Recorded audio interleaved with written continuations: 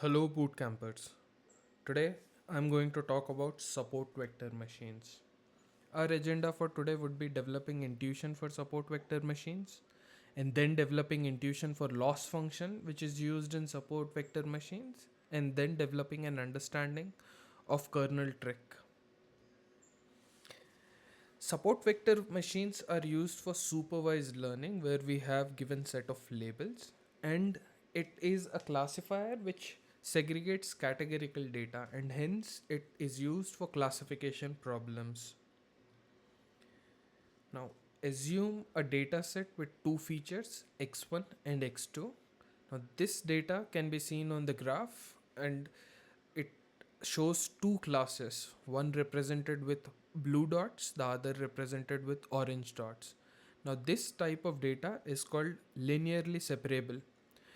What do you mean when you call a data linearly separable is if you can draw a straight line through the graph clearly separating both the classes. That's when a data set is called linearly separable. Now this data need not be only of two features. Imagine it having three features. So then it would be casted into three dimension. Uh, you can think of it as two clouds instead of two set of dots. Imagine it as two separate clouds, one for each class. And then instead of a line, we would use a plane to cut through the three-dimensional space and separate these two clouds of data into two different classes. Now, regardless of the dimensionality, the logic we are going to understand would remain the same regardless of the number of dimensions. Objective of support vector machine is to find these best fit lines or planes or hyperplanes if it's beyond 3 dimension. These lines would separate the data as cleanly as possible. What do you mean by best fit line? And how do you go about finding these best fit lines? This would be the subject of today's discussion on support vector machines. The best fit line. What I mean by best fit line is imagine a two-dimensional data, same data which we saw earlier. Now what support vector machine tries to do is for every possible line which might separate these two, it would draw some margins. Margin would be a line parallel to the bifurcation line moving parallelly outwards in both the directions of the line. It would go as far as until it hits the first point. So as you see in the first line, the dotted line is the margins. So this margin would move outwards until it hits the first observation, and the other margin also would move outwards from the bifurcation line until it hits the first observation. Now it would the support vector machine would draw these lines and margins for every possible line which can bifurcate the data. And then the best fit line would be the line with the widest margin. Now, why do we need this best fit line? We need this best fit line. Imagine if the bifurcation line was not the best fit line but a line of this sorts. Now, if this line is used to demarcate or bifurcate our dataset into or classify our dataset into class 1, class B, imagine you place a new observation. Now, based on this line, our algorithm would classify this as an orange line, orange class. But visually, you can see it is more likely to be blue class than orange class. But if we were to have used the best fit line, it would have classified this into blue instead of orange. That's why we would require best fit lines to ensure that there is maximum clean separation between any given class. That's why we would need best fit lines. Now imagine so the objective then for support vector machines is to find a line with the widest amount of margin. So it's not always possible to have cleanly separated data. Now imagine a data set with overlapping data points, something like what you see on the graph, where you see some blue dots here, some orange dots within the blue dots. In this case, it might not always be possible to draw any line which would cleanly separate any two given classes. Now, in that case, our objective of having maximum margin would not work here, and hence we would have to modify our objective slightly to deal with this type of data.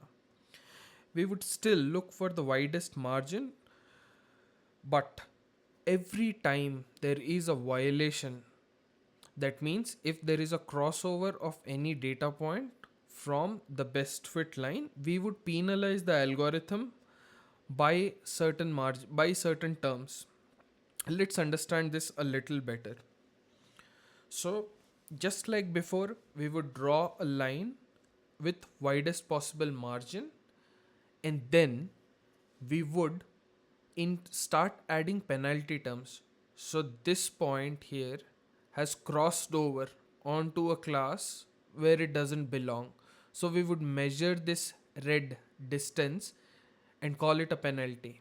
Same way, this point crossed over into orange class, but it is a blue class member, and we would penalize the algorithm for this class over by an amount which is proportional to the distance. And hence our objective changes now. Earlier our objective was to maximize this margin. Now, to deal with data sets with certain overlap, we would change it slightly. So maximizing the margin is same as minimizing 1 over margin. It's the same. So you maximize margin or you minimize 1 over margin, it means the same. But now, to accommodate these, we would add a penalty term and a scaling factor lambda. Lambda is a measure of how heavy you want the penalty to be. If you want a very sensitive algorithm, you would use very high values of lambda to increase the penalty by a factor. If you're fairly flexible and you don't want the penalty to be as high, you would use lower amounts of lambda. In a typical machine learning fashion, you would try out the algorithm with multiple lambdas and choose the algorithm which gives you best possible accuracy. Now, one of the most popular penalty term used is called hinge loss.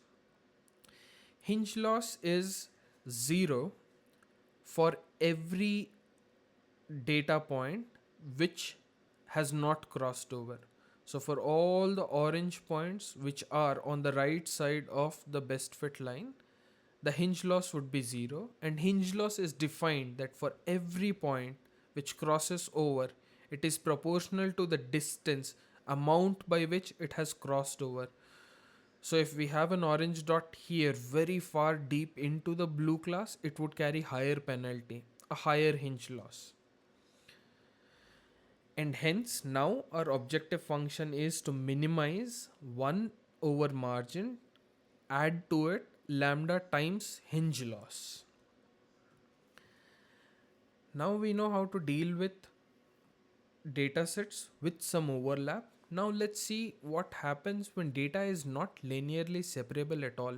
It might so happen that you encounter datasets which are so complex that these are not at all linearly separable. Now let's see what do we mean when we say data not being linearly separable. Let's see a dataset with only one feature. So we would require only one dimension to represent it. You might see it as just one axis x1. Now imagine certain class 1 on left side of the origin, and then immediately followed by some blue class observations, and then again a few orange class observations. Now it is impossible to draw a line, a linear line, a straight line if you may, to separate orange class from the blue class. Support vector machines depends on its ability to throw planes or lines to separate data into different classes. Now when data is not linearly separated, we cannot do this. Let's see how we can do this tackle this problem. We have to be a little innovative here, and this part where we do some tricks, some use certain methods to overcome this problem and still be able to use support vector machines. This is achieved by something known as a kernel trick. Let's understand what kernel trick means now. So if we take this one dimensional data and then cast it into two dimension, let's see if something interesting happens. How do we cast this into second dimension or two dimensions? For this, we would have to create a second feature representing the second dimension. So let's create a new feature such that it is a function of the point or the distance from the origin. So if we consider x2 as another dimension which is proportional to distance of an observation from origin, and then we plot, a plot emerges like this. So we have these orange points correspond to the left side, where x1 is the distance, x2 is the distance, but x1 is negative because it's on the left side of the origin. So, and then x2 is positive because distances would be positive. So this might be very close to origin. So it's plotted here.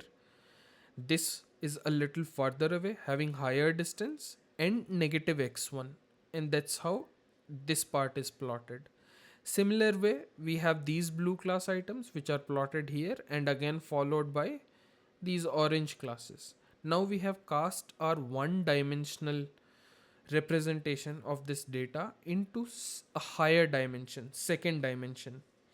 Something interesting happens now. Now, if you see, we can draw a line through the data, a linear line to separate out our classes.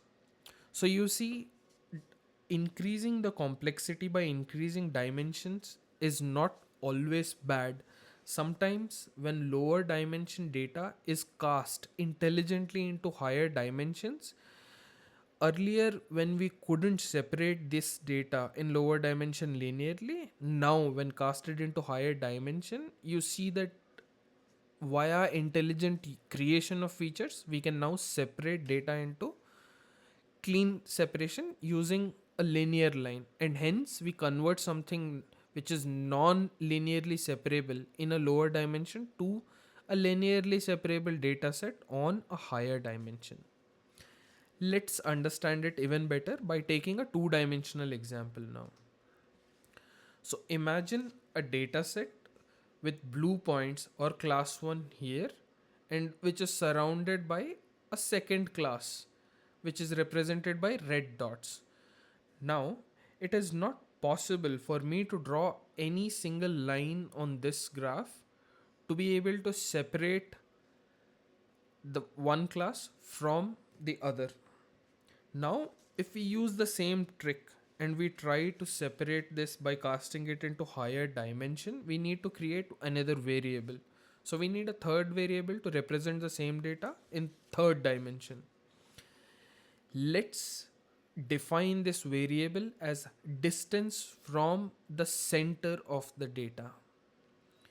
Now if you see our third variable, you would see that all the class 1 items would have lower distance from the center, and all of the class 2 items, observations, would have larger distances from the center.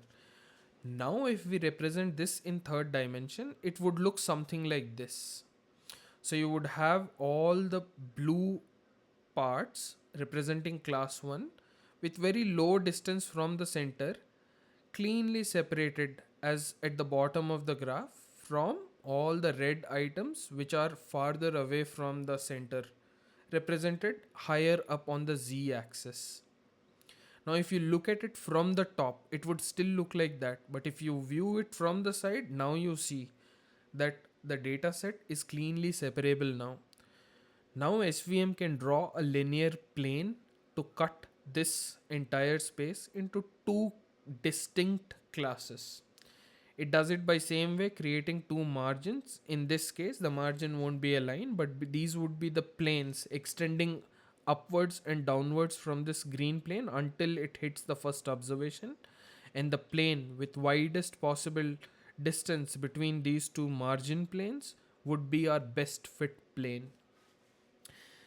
This ability to find kernels such that non-linear boundaries can be found makes SVMs incredibly powerful tools for classification problem. In the next video, let's go through a hands-on example using Jupyter notebooks on how we use SVMs. Thank you.